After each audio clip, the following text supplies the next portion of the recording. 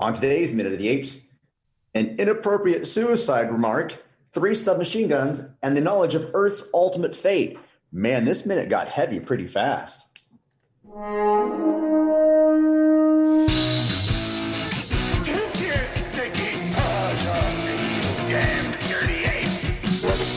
Divine bomb. We are the good human in the dead human. Where there is fire, there is smoke. The minute of the age.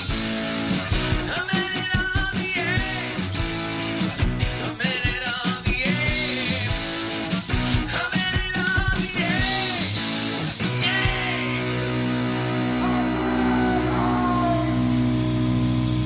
Hello and welcome to Minute of the Apes, a daily podcast where we break down every minute of the Planet of the Apes movies, 1 minute at a time. And as I listen to that theme song yet again, I go right back to how the hell am I eventually going to put a sound clip from every movie in that thing without making it about 3 minutes long. Problems to address in a later movie. It is what it is. How are you boys doing today? Fine. Doing good. I'm fine. You're fine? It's Wednesdays, my I'm dude. fine. I'm so fine. It's Wednesday what, Sean? I said it's Wednesdays, my dudes. Dudes, my dudes.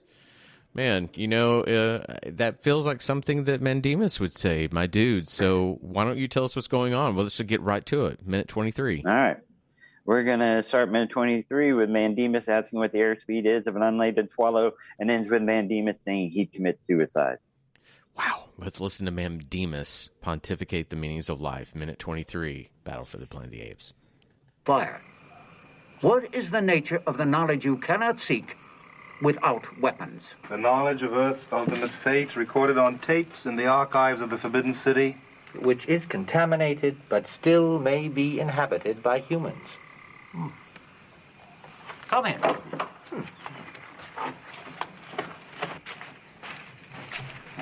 Name your protective pick. The 3 submachine guns. Or The removal of obstacles. 1, 2, and 3. Now what? Ammunition. Oh. I really don't hold with knowing the future. Even my own, which is short. A Geiger counter. I mean, if we knew for a fact there was an afterlife, and that the afterlife was bliss eternal, we'd all commit suicide in order to... As minute 23, we have a village worth of apes and humans. Okay, so where do we unpack this? The first thing that came to mind, and it is jumping ever so slightly into the 1, 2, 3 count. Are there no reservations in giving a human a gun? We've talked about the violence and whatnot of humans. I'm a little surprised that Caesar doesn't come in with he doesn't get one. Maybe they trust McDonald's cousin / brother or whatever he was. I can't remember now. Yeah. Maybe he's proven himself because he's part of the revolution. I don't know. So they tell him why they want the guns. Which would have... Which is contaminated by but maybe still inhabited by humans. Okay, so that line, the line, the knowledge of Earth's ultimate fate for a city in the Forbidden City, which is contaminated by humans, that is the prompt that Mandemus says, okay, well, you can come in now, right? This is the knowledge you're looking for. And he then offers the protective pick, because clearly the protective pick is that they're going into a city by humans. So I have no idea why when Caesar says 3 submachine guns, Mandemus replies 4. I think he knows 4. Oh, for what action? Yeah, he knows for what reason, and I don't know why true. Virgil was more teasing with for the removal of obstacles. What obstacle can you shoot with the machine gun to take it out of your way, except for people? Yeah, or other animals. Well, even if you go back to, there's one thing that I want to point out with the dialogue when they're saying that it might still be contaminated and then by humans. Usually, you're going to stack that delivery. So one character says might be contaminated, And then the other person's going to go by humans as well. By human. So Right. Yeah, that would actually. Instead, it just there's too linear of an approach. But you're absolutely right. When I didn't even think of when he said 4.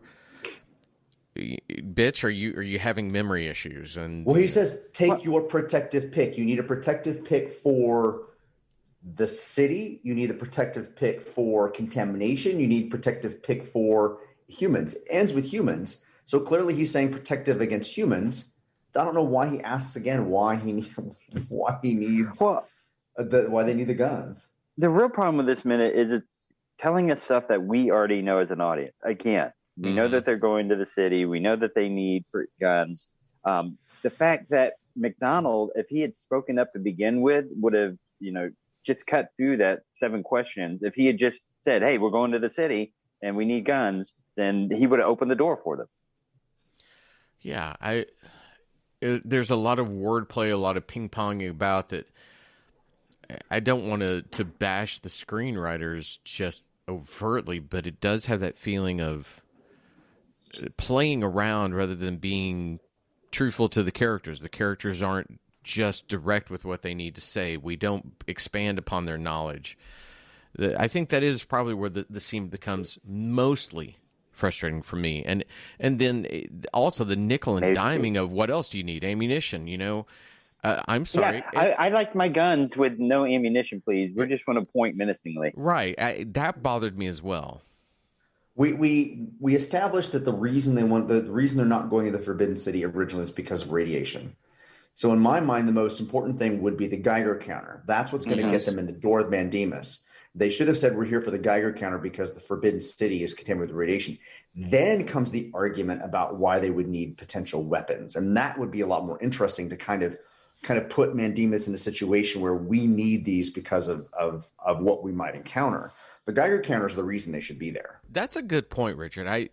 Virgil should be the one that steps forward and says, as threatening as it may be that others may still live there, the most important thing is radiation. He's the one with the knowledge. They brought him because of that. Right. He should immediately say that. Yeah. If we drop over because of radiation poisoning, guns won't mean anything. Exactly.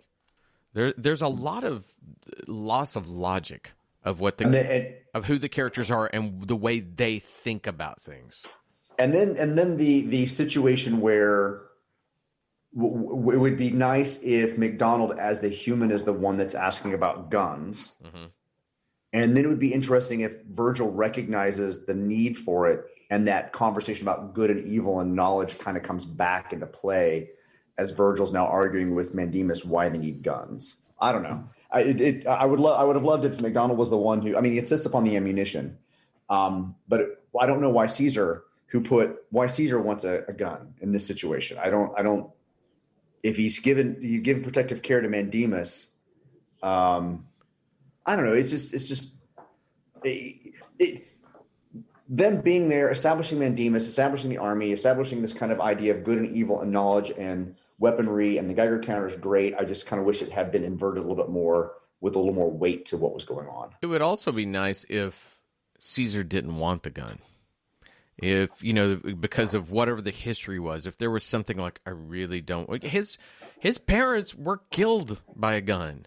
Yeah. You could have all kinds of things, especially. He should be Batman, goddammit. Well, yeah, especially if he knew it was a pistol. Maybe the moment of pistols, I don't want to touch that. The layers of character that are brought in telling of stories aren't just in what they're doing. It's in the history and the attitudes that they have. And they miss a real opportunity here because instead, all the characters want a gun, need it, they need a Geiger counter. It's just a singular mission. And that's where you have something like this where it loses its cinematic nature.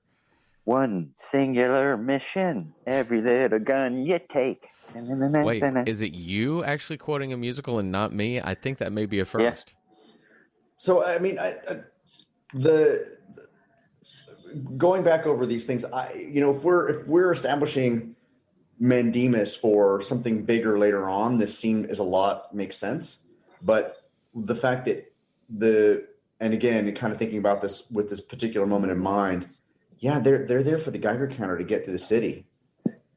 the defense of themselves from humans was a big jump because they just started off with that. They led with that, meaning they're expecting some danger or some violence and some humans. Wouldn't it have been more interesting, okay, if they went to get the Geiger counter? That let's say that there's no talk of guns.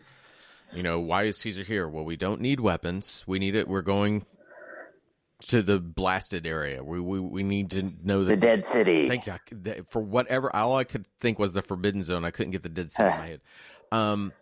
And then maybe Virgil's the one that takes a gun and hands it to McDonald, and we don't see that.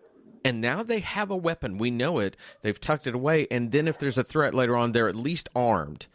That you can play with these things and make them like that. Because you're right. The Geiger counter is all that matters at this point, according to the information we've had. We've not even really been told too much about the threat that may exist beyond that. So it's a very, very weird jump of logic. Yeah. Yeah, and then do you want to talk about the last comment? Because that really was like... Yeah, I mean, well, that last comment is one of my fundamental problems with Christianity. Go. I mean, if heaven is such an awesome place, everybody should be wanting to kill themselves to get there. But then if you kill themselves, the church doesn't have anybody to get money from. So they say, hey, wait, no. You kill yourself, you go to the bad place. So you have to stay here and suffer and then die, and then you get to go to the good place. Oh, and while you're doing that, give us money. Well, so Sean's not cynical about religion at all. We're moving an entirely different thing. I just thought for a movie that is going to get a G audience and get those kids in there, specifically talking about all committing suicide to go to a happy afterlife, was just kind of dark. Well, why all of a sudden the jump to that? We have guns everywhere, and suddenly, and forgive me if I'm incorrect, it's when the pistol's brought into discussion, right? Nope, not yet. Nope, it's before that. Okay, we haven't gotten to the pistol yet at all. Mandemus says I don't really hold with knowing about the future, even my own, which is very short. I mean, if I knew for a fact that there was an afterlife and the afterlife was bliss eternal, we'd all commit suicide. And I'm like, what? What grand thinking are the writers of this moment feeling like this is a necessary comment? This dialogue, this discussion is out of nowhere and makes no sense and doesn't apply to anything that's happening at this moment or.